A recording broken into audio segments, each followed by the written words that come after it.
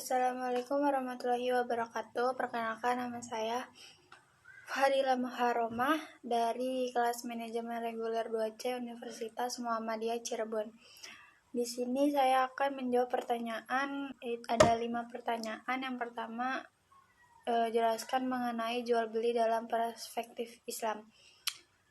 Menurut syara, pengertian jual beli yang paling tepat ialah memiliki sesuatu harta atau uang dengan menggantikan sesuatu atas dasar izin syara. Sekedar memiliki manfaat saja yang diperbolehkan syara untuk selamanya. Yang demikian itu harus dengan melalui pembayaran yang berupa uang. Yang kedua itu ada soal yang kedua, yaitu jelaskan hukum jual beli.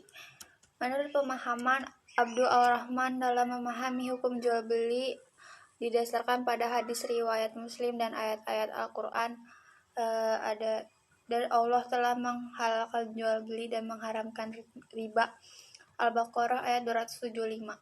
Hai orang-orang yang beriman, dan janganlah kamu saling memakan harta sesamamu dengan jalan yang batil, kecuali dengan jalan perniagaan yang berlaku dengan suka sama suka di antara kamu, dan janganlah kamu membunuh dirimu.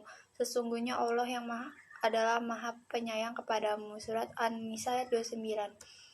Adapun jual beli menjadi sunnah jika seseorang bersumpah untuk menjual sesuatu barang dan tidak membuat bahaya terhadap dirinya, maka hukum menjual atau membelinya sunnah. Jual beli juga bisa jadi makruh jika yang diperjualbelikan. Adapun jual beli terjadi haram ketika barang yang diperjualbelikan haram. Yang ketiga itu jelaskan rukun jual beli. Menurut Abu Al-Rahman dalam karyanya mengatakan bahwa rukun jual beli itu berjumlah 6, yaitu ada sikat, akid, maqud, alaih. Jumlah 6 dipahami olehnya karena setiap satu rukun itu pada dasarnya 2, misalnya sikat. Di dalam sikat atau kata itu ada 2, yaitu ijab dan qabul. Demikian juga akid, di dalamnya itu ada penjual dan pembeli. Maqud alaih atau barang yang diperjualbelikan itu ada memberi dan menerima. Abdul Al-Rahman mengatakan salah satu rukun jual beli itu harus ada bahasa. Sikat yang dipahami oleh Al-Rahman ini bisa dengan kata-kata atau dengan perbuatan.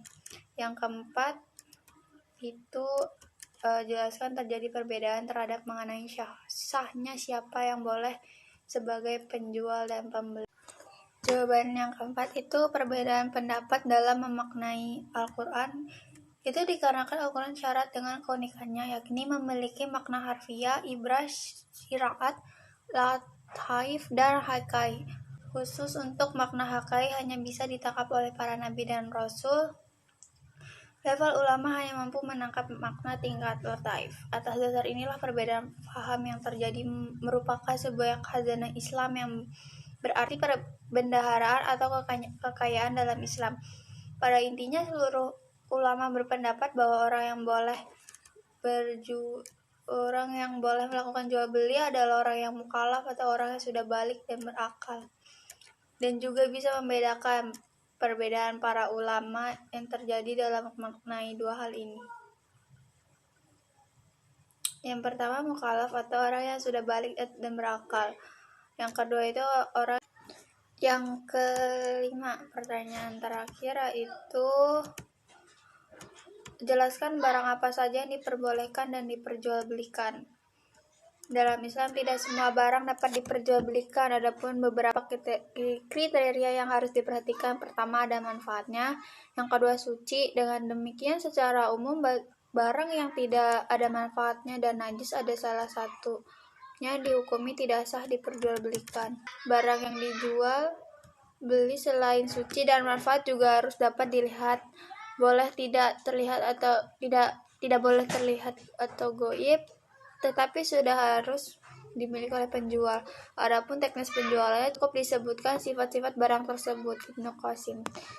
Kurang lebih mohon maaf. Wassalamualaikum warahmatullahi wabarakatuh. Maaf kalau berisik.